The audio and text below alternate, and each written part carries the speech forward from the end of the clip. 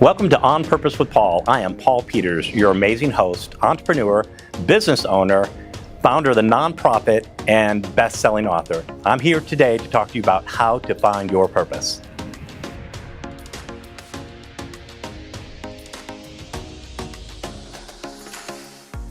Welcome to On Purpose with Paul Peters. I am Paul Peters. I'm here with the distinguished guest, Jeff Curley. Normally interviews people, but today he is being interviewed. I want to open up with a verse here out of Acts 13:36. It said, when David had served God's purpose, he fell asleep and was buried. It really is all about discovering God's purpose. And I chose to interview Jeff because Jeff has had an amazing career. But I want Jeff to tell the story that many of you do not know. And that is how he even got into this field. I get the opportunity to meet Jeff several weeks ago and was just really touched by his heart, his desire to give people a voice. And as I said before, your story is God's glory. And I believe that Jeff does that and gives the opportunity to many, many people to share their story so that God would be glorified. And so, Jeff, I want you to begin and tell everybody some of the things that they don't know about yourself and how you got started in this, going back to when you were just a child. Sure. So my dad, still with us today, Yes. He's 89, and he was a minister in downtown Detroit.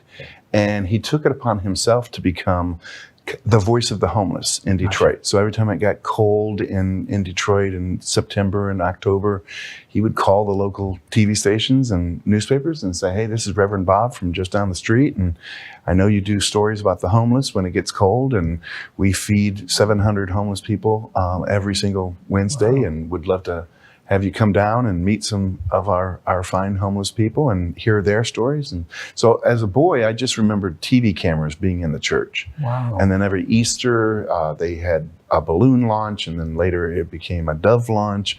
And then every Christmas, he'd call up the TV stations and say, hey, I know you like to do stories about worship, and you're welcome into my sanctuary. And I just remembered these icons in TV news in Detroit in the 70s.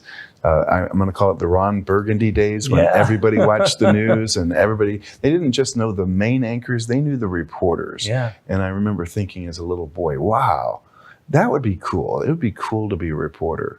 And so then I ended up going to Michigan State University. Michigan State University has a good communication school. They also had a little public access television station off campus. I started to volunteer as a news anchor on cable access. And then I got an internship at the local TV station and kind of worked my way up to weekend anchor by the time I was graduating college. No kidding. Yeah. So you had watched your parents serving in the homeless. Yes. And so tell a bit more about what it was to see your parents serving and how that impacted you in regards to not only the decision you made to be a broadcaster, but how it impacted you as seeing other people being served. Sure. I think I channel my dad every single day. Yeah. People will compliment me and they say, man, I see God on your face. I see this joy about you. And I truly get it from my dad. My dad, if he was in the checkout line at Kroger's, he'd start striking up a conversation with the checker and minister to her. And so I just, I love how my dad goes around the planet just loving on people. Gotcha. And so I'm now about to be 61. I feel like I'm just getting started, but I do think my father had cracked the code on what life is about. It's really about being a blessing to other people. Gotcha. And like listening with your heart. I think we're living in a society right now where everybody's talking and nobody's listening. And we need to go back to really getting in tune with humanity. Yeah. So tell a little bit about, my mom, you did not know that, actually grew up in Detroit. Oh, wow. Tell about what life was like back then in Detroit. And you were how old when you kind of got to observe some things your dad did? Moved to Detroit when I was 5. Okay. And the race riots in Detroit were 1968. We moved there in 1969. Wow, okay. And my father tells the story that as he's climbing up in the ministerial world, he had a choice to go to Denver, downtown Denver, or downtown Detroit.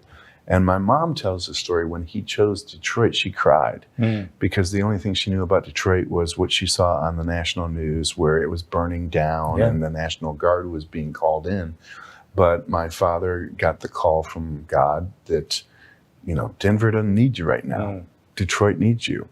And so the blessing to me is, if you look at my kindergarten picture, it's 50-50 white, black. If you look at my 6th grade picture, I'm one of 2 white kids in the entire school. Wow. And so I actually experienced as a child white flight to the suburbs. Well, if you're a white kid in an all-black school, you need to learn how to talk. You need to learn how to get along. So I learned kind of the gift of gab and relating to people, and I was actually a popular kid in an all-black school. And then throughout my news career, so many times I'm covering a story in an all-black neighborhood, and people pick up on are you comfortable or are you uncomfortable? And just to this day, I can be the only white guy in a room, and I'm completely at home. Yeah. Well, let's talk more about that, because it's interesting, because I grew up in Illinois, the southern part of Illinois, and I grew up in the projects. And so actually my first girlfriend was black. Okay. So it's cool. And there's a certain comfort level, and I personally did not see color. Yes. And so you grew up in an environment, and when did you say you moved in when you were 5? Yes. Okay. So 1969. Yeah. And so you grew up in predominantly a black neighborhood, went to a school and then predominantly black. Yes. And then, so your dad was very much involved in what was going on in that community. So talk more. And then I heard that he was very much involved in the homeless. So what was his driving force, and how that impacted you? Sure. So Eminem, the rap star, came out with a movie a couple decades ago called 8 Mile. Okay. And for people who are familiar with Detroit, 9 Mile is Ferndale. 9 Mile is the suburbs. Okay. And I lived at 7 Mile. So I joke that the only thing more dangerous than 8 Mile is 7 Mile. And I don't think anybody's been to 6 Mile. Okay. It was a dangerous time to live in Detroit, where everything you paid through bulletproof glass, everything. I remember sitting in a Chinese restaurant where there were linen tablecloths, and you're being served in a traditional Chinese restaurant, but behind the cashier was behind bulletproof glass inside of a restaurant. And I'm just telling those stories because I think, I grew up in this area where you had to be afraid of getting mugged, and little boys didn't go to the candy store, and you were on guard all the time. And I just, thank God for that experience. I saw how loving my dad was to homeless people on the streets of Detroit. In fact, I'll tell you a story. You just reminded me of a story. So there were often homeless people in the coffee hour after the sermon on Sunday. It was not unusual to see several homeless people just hanging out. And there was this one gentleman, I've forgotten his name now, but he had a long overcoat, and he would wear that throughout the year. And my father tells the story that it was August, it was hot in Detroit. He saw this gentleman pacing in front of the church. And so my father goes out, and they start walking together. And my father makes an observation. He says, I couldn't help noticing that you're stepping over the cracks. And the homeless man who had some mental health issues stopped, and his eyes got big, and he said, "Reverend Bob, you don't know?" And my dad says, "No, I don't know." And he says, "If you step on a crack, the earth opens up and swallows you whole." And instead of my father judging him or correcting him or jumping up and down on the crack to prove to him that was not true, my father said, I think the most loving thing you could say, "I had no idea. Wow. Thank you." Yeah. And then they walked down the street stepping over the cracks together. And why that story touches me is I think if you can get on the planet of somebody who has a mental health issue, you can relate to anyone. And I think at the end of the day, we're all just 3 and 4-year-old children wanting the all-loving mom or dad. Hopefully, if you came from a nice home, you got the goo goo gaga. You're so wonderful. We're all seeking that unconditional love of a parent. Yeah. Well, you were blessed because were your parents together, married together? Okay. Still together. Yeah. Yeah. And you had the opportunity not only to be mentored and guided by your dad, who really illustrated and demonstrated servant leadership. Yes. And he ministered to what I would call what Jesus said, the ones that we were called to minister, people who were without clothes, people who needed food and home. And so how did that impact you, not only as a child, but growing up, especially as you said you're 61? Yep. Reflecting back on how you now look at people around you, and you interview various people, and you live here in Dallas. Sure. Well, I have this vision that God's driving the car. We're in the Yeah. passenger seat. We can suggest, hey, God, shouldn't we take a right here? But ultimately, God's going to take us wherever God's going to take us. Mm-hmm. And I have this idea that if I got a flat tire, at one point I knew how to change a flat. I don't remember anymore. If I had a flat, I'd be bummed out. Okay, this is inconvenient. Yeah. I'd call the wrecker service, and I would try to, instead of getting mad at the situation, say, well, I guess God has somebody I need to meet. Maybe the wrecker guy needs a pep talk. Yeah. And because my father has been so good at these pep talks, it comes natural to me. And I see God in people, and I would I'd strike up a conversation with the tow truck driver, and hopefully minister to the tow truck driver. Yeah, yeah. But if you take that attitude, then nothing bad can ever happen to you, Yeah, because it's just, who am I supposed to meet next, God? Yeah. Now, how long did you live in Detroit with your dad as a Sure. minister? So I went to Michigan State when I was 18, Okay. and then never moved back to Detroit. My first market was Lansing, Michigan, and then Okay. Omaha, Nebraska, Minneapolis, Minnesota for 4 very cold years. Wow. And then Dallas for 15 years as a reporter here in Dallas. Okay. And where do your parents live now? Waco. Okay. Yeah, So they settled here in Texas. they did. And so we get to see them, for birthdays and anniversaries. And, Okay. Now, do you have any other siblings? I do. I have an older brother who is a minister in Grapevine, Okay. and a younger brother who is still living in the Detroit area. He's a Gotcha. professional illustrator and writer. Okay. Fantastic. Yeah. We will be right back after these messages. Thank you so much. Welcome back to On Purpose with Paul. We are here with Jeff, and Jeff is telling us a little bit about behind the scenes of what makes Jeff Crilly who he is. And you were kind of telling us how the impact your father made. And I wanted to ask you, because you just mentioned before the break that your brother was a minister. Still is. Yeah. And so what impact did your parents have, not only on your brother, but you, because you ended up going to school to be a broadcaster? Yes. So I'll start with my brother. I remember as a little boy, we're driving home from the sermon, and my older brother, Bob, is giving my dad show notes. He's 12, and he's saying, Dad, at that point in the sermon, you probably should have hit it a little harder, and I would have told another story. And I'm thinking to myself, because I was like 10 at the time. Yeah. I'm thinking to myself, my 12-year-old brother is critiquing my father. And so then he went into the ministry himself, and my brother and father are great storytellers. And so I think that if there's a commonality between the three boys and Dad, it's that we're all telling stories. My younger brother is writing, children's books, and I did 25 years of TV news, helping tell people stories, and now because of the network we've built, we're able to help people tell their own stories, and that's really exciting. I have to ask, is he still minister? Yep. I'm going to call it supply preaching. So every once in a while he'll be called to fill in, and my son Dallas just got married a week ago, and my brother and my dad performed the ceremony, which is that's very cool. Yeah. So does your dad get the opportunity to sit on your brother's sermons and critique him and give him some feedback? You know what? My dad is such an all-loving dad. I'm sure he would, even if he saw something that my brother could improve, he wouldn't say it. He would say, "You did such a great job." Yeah, that's funny. I don't know if I told you, but my brother, he is in Kansas, and he is a minister. Oh, as well. cool. And my background is I was a chaplain, so I had the opportunity to be a minister per se in the prison system. So walk us through, you going to school, graduated, and then you started to work in the broadcasting field. Kind of tell us a bit more about that. Sure. There's kind of a fun story, because I was an intern at the local CBS station in Lansing. Yeah.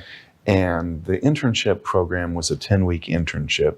And I got it in my mind, Paul, that they were going to give me a job. Yeah. They didn't know it yet, but they were going to give me a job at the end of the 10-week internship. So the internship was a free internship in which you essentially weren't getting paid. In fact, you were paying the college for the privilege of working for free. And so in the movie I was running in my mind, the 10 weeks would come and go, and the news director would come up to me, shake my hand, say, "Jeff, You're the best intern we've ever had. Yeah. Would you do us the honor of accepting a job? And the 10 weeks came and went, and Paul, the movie didn't play like I had written it. And so I had a little bit of a crisis. I was like, okay, wait a minute. If I tell the news director the internship is over, I guess I got to leave. But if I don't tell him, I get to stay. So I didn't know how, I hadn't completely thought this out, because at some point you get busted. I was 15 weeks into a 10-week internship when I finally got busted. Wow. News director, think Lou Grant, Mary Tyler Moore, kind of a curmudgeon, is walking down the hallway with a cup of coffee, and he's kind of grumbling, Crilly, this is a long internship. When is this thing going to be finally over? And I realized I was busted. Yeah. And so I kind of whispered under my voice, it was over 5 weeks ago. Yeah. And he turned around and said, say that again? I said, it was over 5 weeks ago. He said, come into my office. So this is the scene in the movie where you get tossed out. Yeah. Because I was, technically. Oh, you think. So he said, let me get this straight. We're not paying you, right? I said, that's right. And you're not even getting college credit right now. I said, that's correct. He said, what are you doing here? Yeah. And I kind of reached into my stomach, and I pleaded with him. I said, don't make me leave. This is the air that I breathe. This is what gets me out of bed in the morning. Please don't make me leave. Yeah. And I think he just saw a hunger he had never seen before. And he gave me a break, and he said, look, we don't have a position for you, but I'm going to make a position for you. Wow. I don't know whether we're going to call you newsroom assistant or executive lackey. I don't know what we're going to call you, but you've got a job.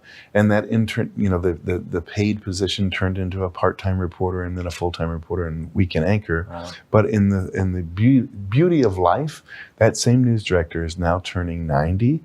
And this weekend, tomorrow morning, I get on a plane for Lansing, Michigan, because he called me out of the blue 3 months ago and said, would you do me the honor of coming to my 90th birthday party? We're going to get some of those same reporters and anchors together. So I have not seen him in 40 years. How cool is Isn't that cool? that? You were telling the story, and I'm thinking to myself, when you're like, you got busted, and you were like, this is the air that I breathe. And you could almost rephrase it. Do you not know this is God's purpose for my life? Do not deprive me of that. And you brought out something that Napoleon Hill talks about, going the extra mile, being willing to work for free because that's your passion. Yes. And I think people need to hear that when you're trying to discover your purpose. And I don't know at that time, how old were you? Well, I got my first TV job at 19. Okay. Yeah. And so at that young age, you probably didn't know ultimately what God's purpose was for you, but you knew you wanted to be where you were at. And I think you communicated. I think we all need to understand when we're searching for our purpose, and Jeff kind of gave one of the clues. It's in what you're passionate about. It's really what drives you. And so after that, they offered you a position, which is great. He did. Yeah. And I remember I called up my father. I had covered my first murder story, right? And that's a big deal for a 19-year-old. And then I called up my dad in Detroit, the old-fashioned phones before cell phones. And I said, Dad, I just covered this really cool murder. And my dad said, son, I want to hear all about it, but just for future reference, I would never use the word cool and murder in the same sense. People won't understand. I understand, but continue your story. That's funny, yes. So yeah, I loved every minute of the TV news thing, and then kept climbing my way up the TV markets. And but at a certain point, you get to the top of the little mountain that you're climbing, and the little mountain or hill I was climbing was called local TV news, and I knew they weren't going to make me the main anchor at my most recent station, Channel 4 in Dallas. And I had written a book, and I don't want to get ahead, but the book opened the door for the next chapter in my life, which is public relations. Yeah. Do you want me to tell you more about it? Please. Okay. Yeah. Yeah. So in 2002, I was having lunch with a PR person, and she put her press releases on the table, and she said, give me some feedback. Like, what am I doing wrong? And I just kind of laid her out. I said, that's boring. That's horrible. We're too busy to cover that. We'd never cover that. And she said some words that would change my life. She says, you need to write a book. I said, I'm sure there's a million books on PR. She says, yeah, but they're all written by PR people. And so that night I go on Amazon. I start looking through the Bibles of the industry from guerrilla marketing on down. And sure enough, every single book on public relations was written by a PR person, not a news person. So I started to get some of these books from Barnes & Noble and read them. And I started to laugh at their advice. I would say that's college professor who Yeah, never yeah, worked in yeah, a newsroom yeah. advice. That's not how newsrooms work. So I wrote this book on publicity called Free Publicity, a TV reporter shares the secrets for getting covered on the news. And my TV station said, Jeff, how are you planning to promote this thing? I said, well, I figured I'd give some speeches. They said, all right, but be careful. You're a working reporter. We don't want your integrity to be compromised. Yeah. You can't take a speaker's fee. Yeah. I said, what do you mean? And they said, well, if Exxon paid you 10 grand to speak and then the next day Greenpeace is protesting Exxon, we don't want to worry about you. So speak for free. Yeah. And what they unknowingly did was unleash an entrepreneur on the world. I went back to that street hustle that I learned in Detroit. And I said, well, I guess I'll have to make it up in volume. So you're looking at a crazy man who gave 300 speeches a year for 6 straight years, in addition to the TV job. Wow. Breakfast speech, lunch speech, go to work at Channel 4. Breakfast speech, lunch speech, go to work at Channel 4. I ended up selling 70,000 copies of a $10 book. Typical business book sells fewer than 2,000 copies. So what was driving you on that? What was the purpose of that? One, I think part of it was I became addicted to the crowds. You know, I remember the first time I gave a speech, and speaking to a TV camera and giving a live audience speech is completely different. I remember the first time I gave my first large speech, it might have been like 200 or 300 people to a Chamber of Commerce in Dallas. And I said something that I didn't even consider amusing. It was colorful. I forget exactly what I said, but the whole room laughed. And I looked at that and I said, wow, 200 people who find that funny. And so then I started to really study the great speakers, the Les Browns and Zig Ziglars, to see what they were doing. And I became a pretty good speaker. But along the way, as you're signing books, it's a public relations book. They're like, hey, Jeff, I can buy your little $10 book. Happy to donate to the cause. But one, I'm probably not going to read the thing. Two, even if I did read it, I'm not going to call CNN or Fox. Can I just hire you? And I said, no, I can't take your money. And I'm on TV. And then occasionally they would say, look, don't throw this card away. This card is worth thousands and thousands of dollars a month to you. Because if I find out I can hire the dude who literally wrote the book on PR, you're hired. So I was smart enough, Paul, that I put a $ on the card. I kept it in a special envelope at home. So that if I ever pulled the emergency ripcord, these would be the people that I'd go back to. And about the same time I'm doing murders and fires every night, Paul, I was, in TV news, they have an expression, if it bleeds, it leads. And I was the lead story guy at the 9 and 10 o'clock news. So unfortunately, I'm covering grief pretty much every night. And it starts to wear on you. It's the most horrible job in TV news is knocking on somebody's door, saying, I am so sorry for your loss. I can't even imagine what you're going through right now. I'd love to come in and tell the story about what your son's life was like. I mean, it's heart-wrenching. And I think I slowly began to think, am I actually serving humanity right now? Or am I preying on somebody's grief? We all tell ourselves a story. The story that I told myself is the story's going to be on the news, and it can either be crime scene tape in front of somebody's house, or it could be the mom paying tribute to her son. So the story I was telling myself during those 25 years of TV news is, well, at least you're giving them a voice. You're giving her late son a voice. But now I wonder how much I was serving humanity. I like what I'm doing now much better. Well, we will be right back after this message. Welcome back to On Purpose with Paul. We are here interviewing Jeff Crilly, telling his amazing story. So Jeff, I want you to pick up and tell us a little bit about, because you said you started getting, a little dissatisfaction with what you were doing. And you'd achieved so much in broadcasting. Yes, I was so honored during my long news career. I won Emmy Awards. I helped free an innocent man from prison. I won, pretty much everything that you can win in TV news. And yet I still felt restless. And so part of that, I think, is God whispering, hey, this chapter might be closing, but there's going to be another chapter that opens up that could be even more special. So I made the decision I was going to walk away from the only thing I knew, right? I mean, think about it, from the time I'm 19 years old to the time I was 45 when I quit. That was the only thing I knew. And your ego gets tied up in it. You're like, oh, you're the TV guy. Or I would go into a restaurant and they would say, you're Jeff Crilly. I watch you on the news. And so walking away from that, I remember writing the letter of resignation. It was like 9:00 in the newsroom, and I'm writing this, it's been a great run, but I regret to send this letter to say that I'm going to leave TV news. My finger hovered over the send button for a full minute, Paul. I mean, I remember, gosh, if I push this, I'm not taking it back. I felt like I'm going to be an Olympic swimmer, but somebody actually kind of needs to push me in the pool. Once I get in the pool, I'm gonna be great. Yeah. But I was so scared. So Paul, I pressed send, and I felt two contrasting emotions at the same time: exhilaration, and panic. It's the difference between a lion in the zoo and a lion in the wild. A lion in the zoo predictably gets a nice juicy steak at 10 in the morning and 2 in the afternoon.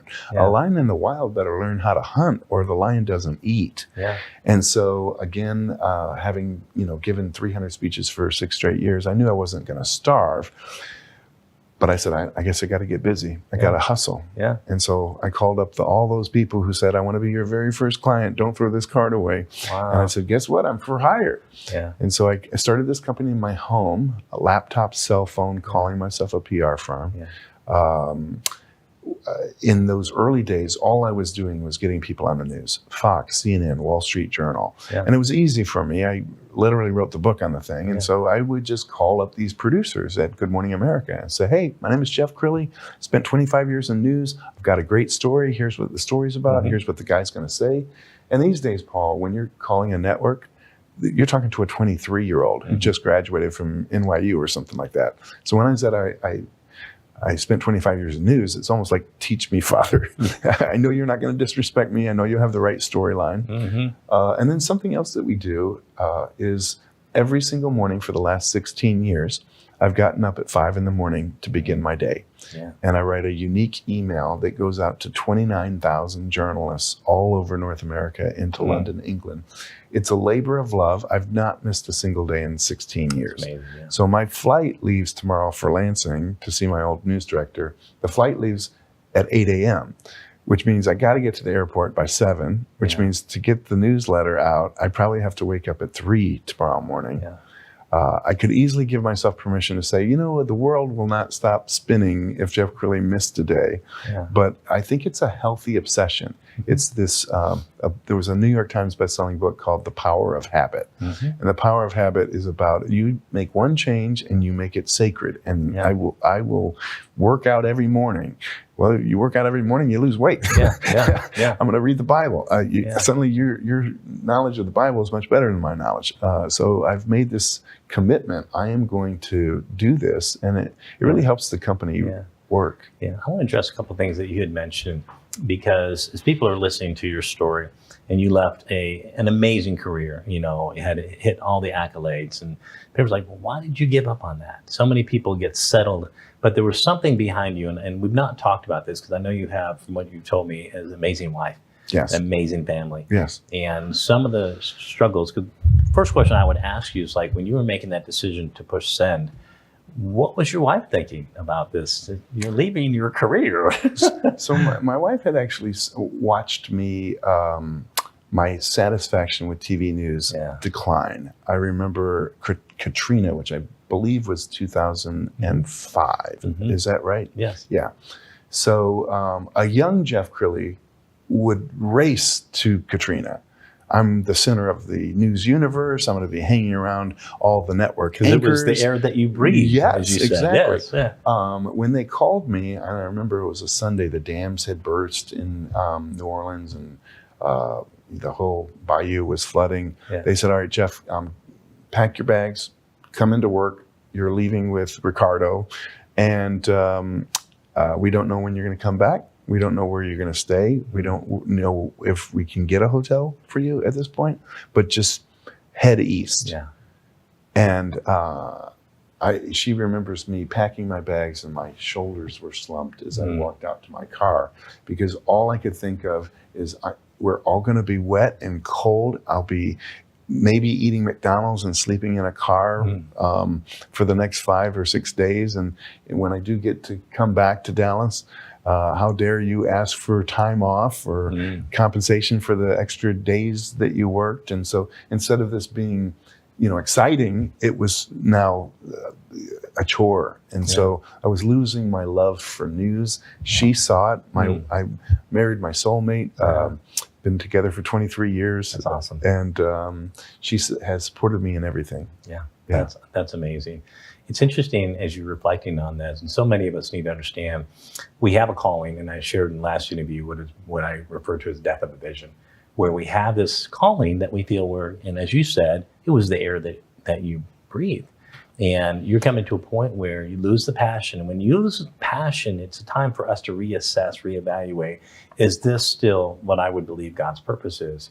And, God created you and used your mom and dad as models and mentors to do something even greater, because you got to a point you recognize, I'd gotten the awards, but I didn't have the satisfaction. Yes. And now you're having to make a step, what I would call the step of faith, and your wife is fully supportive of that. And so kind of help us understand, you started this company and talk about that. Yeah. So, well, at one point when I wrote the book, I was deep in debt. Yeah. And we were just 3 weeks from getting married, and I had been lying about how much I owed. I did the dumbest thing you can ever do, Paul. I mean, I've been much dumber than anybody else that I know. The .com thing was happening. Yeah. And just as the bubble was bursting, I got into the stock market. But if you kind of remember those times, they were like, it's just a healthy pullback. It's just a healthy correction. Yeah. So I started borrowing on credit cards to bet on a stock market that was kind of in a free fall. Yeah. And so I had been telling my wife stories about, I owe a little bit of money. And 3 weeks before we get married, she says, how much do you owe again? And I couldn't remember the lie from the last time. Yeah. And so I threw out a number that didn't work, and it was like she completely saw through me. And I suddenly didn't have words, and I sank down on the floor of this little apartment we were living in, and I started crying like a baby. And I really thought she would walk out on me. I mean, who wants to marry this guy? Yeah. But she hugged me, and she says, we're going to get through this together. And we're going to take you to CCCS, and we're going to cut up your credit cards. And she was my first investor because I had to borrow money from her to print the book. Yeah. And I remember, my motivation in those early days was to make my wife proud. Yeah. And then we I don't know why we thought this was a good idea, or maybe I was too cheap. We had 5,000 books bound with glue in our bedroom, stacked up. And in the middle of the night, if my wife went to go to the bathroom, she would stub her toe on the books and curse the books. And so I was bound and determined to sell those books and pay back my first investor. And so I did, got out of debt, started to make money. And now I think she's just tremendously proud to see this company that she's, she believed in. Yeah. She was the first one to believe. And now I work with my kids. My daughter's my vice president. My son's head of business development. I know I don't look old enough. I have a 13-year-old grandson. Yeah. He wants to take over the company one day. So people say, what's your happiness 1 to 10? I always say 12. Yeah. Like, what would make me happier? I get to tell people stories and Yeah. What's interesting, you started with broadcasting be the air that you breathe. How would you describe what you were experiencing? One, when the gentleman gave you the opportunity, you lost your passion, and now you're, what I believe, really fulfilling God's purpose. Thank you. I mean, is it still the air that you breathe, but in a different way? It is in a much better way, because now I see myself as I'm lighting candles that are lighting other candles. So you and I became friends a few weeks ago, and you've been here recording episodes, several times. Yeah. You're putting spotlights on other people instead of Jeff Crilly putting spotlights on people. So I think the world can be a much brighter place if we're all lighting candles. Yeah. And I just appreciate what you're doing with your show, because I think you found your purpose. Yes. And the way I'm watching you as a professional interviewer myself. You have a very gentle spirit. Thank you. Your questions all come from a very good place, a curious place. Yeah. And I can tell you're incredibly well read. You're quoting books that I'm like, I wanted to read that book. I should probably get around to reading that book. So anyway, I'm loving this interview, and I love the way you ask questions. Well, I appreciate it. So I wanted you to talk about, because you've had what I would call three major periods of your life. Your childhood and watching your dad, your mom and your dad, and how they raised and served. And then you had the period where you were living out your dream of being a broadcaster, and then got to a point where I feel like I have to do something with a higher purpose, because you were serving Jeff Curley as a broadcaster and getting the things. And anytime we serve our own desires, they end up being not what we thought they were going to be. Yes. And I just sense that you moved into a new direction since you started this new company. You're moving to a higher purpose. And it's not about Jeff Curley. It's about how can I bless other people to see their dreams come true. Yes. And so I want to talk about that. But before we do, I want us to go to a break. And we will be right back to hear the final story of Jeff Curley and the legacy he's going to leave. Thank you. Welcome back to On Purpose with Paul. We are here to hear the final version of Jeff Curley's story and his legacy. So I'll tell you, our company is divided into two parts. One is like, get me on Fox, get me on CNN, get me in USA Today. And then the other part of the company is, why do we need the media's permission? Can't we just become the media? Can't we tell our own stories? And so this is kind of a fun story. My daughter is my vice president. She comes to me 5 years ago and she says, Daddy, we need to get into podcasting. And I laughed at her. I said, podcasting? Who listens to podcasts? She says, my generation, Dad. All those kids on the Katy Trail listening to stuff, it's not music. You got to trust me. And so you can see my frame of view. I'm Colonel Sanders. I'm doing chicken right. She came to me with Chinese food. This is a completely different industry, podcasting. They don't really work together. And I just, something in, I'm sure it was God, I just gave her grace. And I said, okay, don't go crazy. So she spends about $2,000 on little GoPros, a board, nothing fancy. I'm ignoring her. I'm working on Fox, CNN, the big stuff. She's got her little division. There were 5 clients the first month, second month, 10 clients, third month, 15 clients. Suddenly it got my attention. And then I noticed something, Paul. I noticed that the people in the podcast division were so happy. In the news division, people can get fickle. They can say, oh yeah, you got me on the national news, but it was only 3.5 minutes, which kind of drives me crazy because that's not my candy store. I noticed that people in the podcast division were so happy. Like they got to talk for 30 to 45 minutes. They got to interview their friends or people that they were meeting. And so that's when the light bulb went off. As an entrepreneur, I said, what would happen if I spent some money? So I've spent $2 million on television studios, and now my studios are prettier than anything this side of the Today Show. I mean, we happen to be in a studio that I nicknamed Oprah. Okay. It can fit up to 70 people in the studio audience. It's the only place in Dallas-Fort Worth where you could have a live studio audience. And so now people are flying in from New York and LA, knocking out a bunch of content and leaving. We do all of it, and if you don't mind, I'll put in a shameless plug, $500 an episode. Yeah. People come in, we do all the editing, uploading, and tagging for $500. Yeah. If you went to Channel 8 in Dallas to try and get the same thing done, they're going to charge you $20,000. Yeah. So thank God Sarah came up with this crazy idea of podcasting, because I truly believe this is the future. As the media is losing viewers, it happens every day, losing readership, along comes the rise of social media, where right now, if we went to YouTube and put in teenage makeup tips, you'd see a 13-year-old girl showing you how to do eyebrows with 3 million subscribers. Well, CBS Evening News only gets about 800,000. Wow. So how can a 13-year-old girl doing eyebrows beat a 100-year-old institution like the CBS News? It's because the game is changing. Yeah. Well, you had mentioned earlier, I think you used the term bleed leads. Yes. And it's interesting because the news industry is all about making money, and they will often put out those types of stories which are not leaving people inspired, not giving people hope.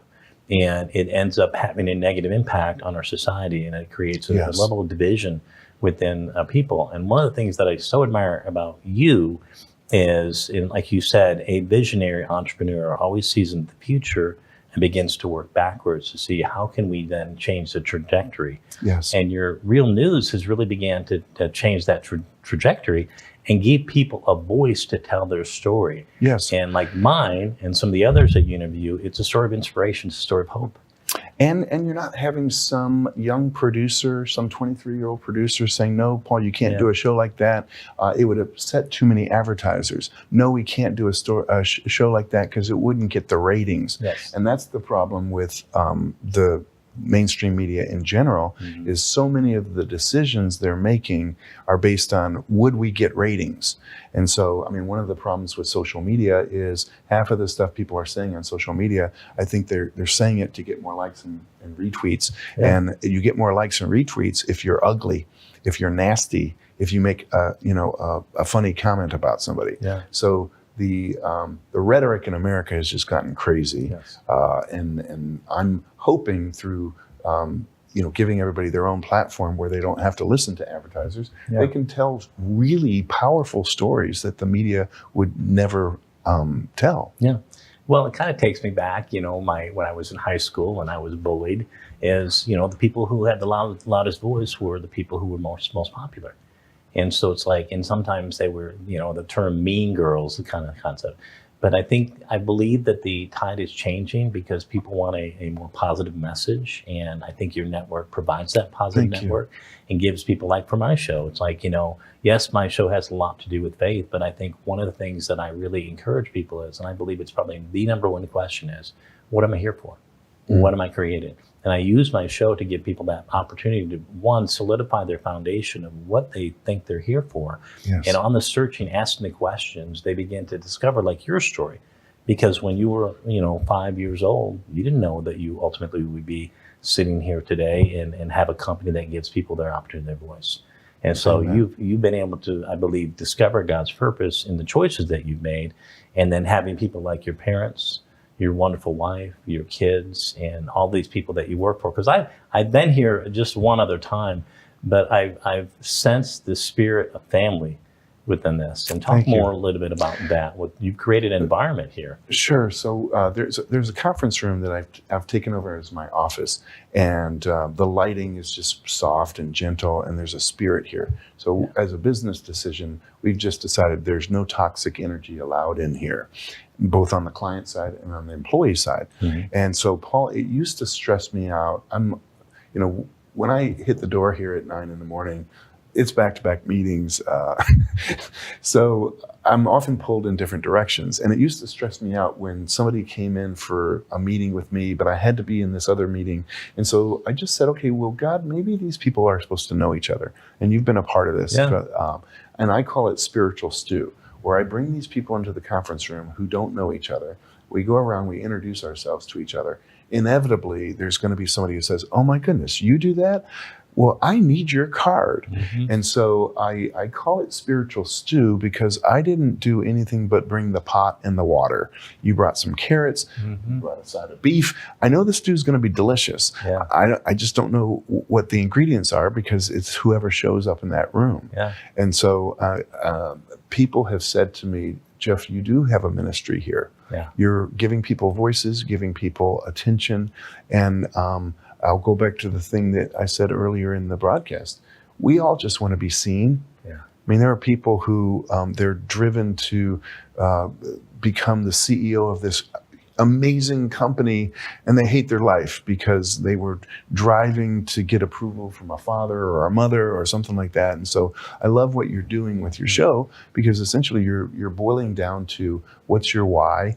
Why do you do what you do? It's not about money. It's not about getting the private jet. It's about serving humanity.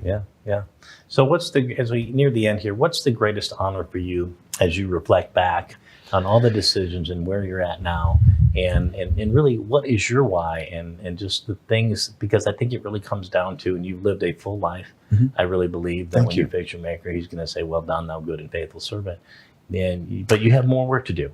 Thank you. So what's left for Jeff Curley? Well, I'll tell you a story that you just reminded me of. So Nick Vujicic was born with no arms and no legs. He's one of the most popular speakers on the planet.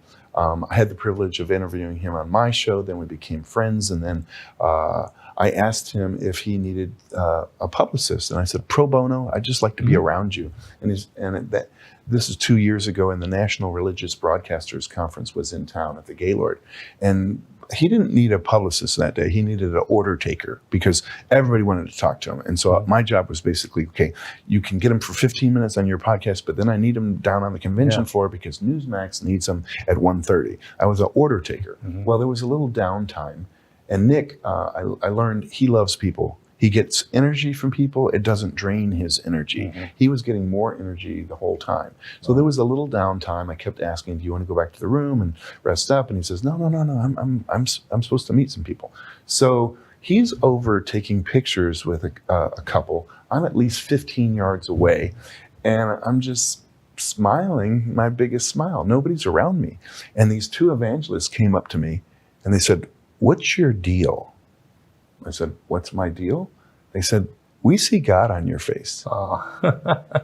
And I got goosebumps. I was like, wow, that may be the highest compliment I've ever been paid. Yeah. And they said, well, we prayed. We're from Florida, and we had a full day scheduled, and we asked God what he wanted us to do, and God told us to be obedient and clear away all the appointments.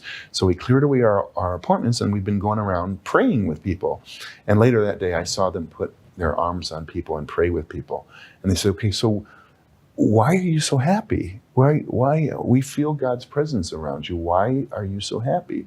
And I said, well, I got a cool company. I get to work with my kids. I get to work with Nick Vujicic. Yeah. And they said, well, tell me about your company. I said, well, we get people on Fox, CNN, Wall Street Journal, and we make TV shows for people. They said, you make TV shows for people.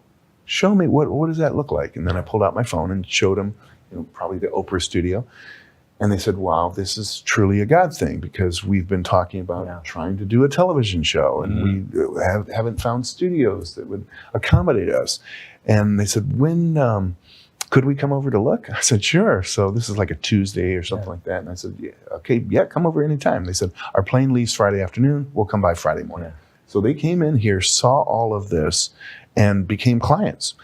So they'd fly in from time to time and knock out a bunch of content. But the reason I'm even telling you that story is it wasn't like Jeff Curley was running around the convention floor passing out pamphlets. Yeah. I was actually just being obedient and smiling my biggest smile. Yeah. And business came to me. Sure. So if I could leave your viewers with kind of a moral of the story, we all want to pay the light bill. We all have stuff that we have to do to make money. But sometimes you need to just live your best life, have a big smile, let the business come to you. Yeah. Well said. I'm telling you, that is a great way to finish the show. Jeff, it's truly been an honor. Thank you so much. God bless you. Yeah.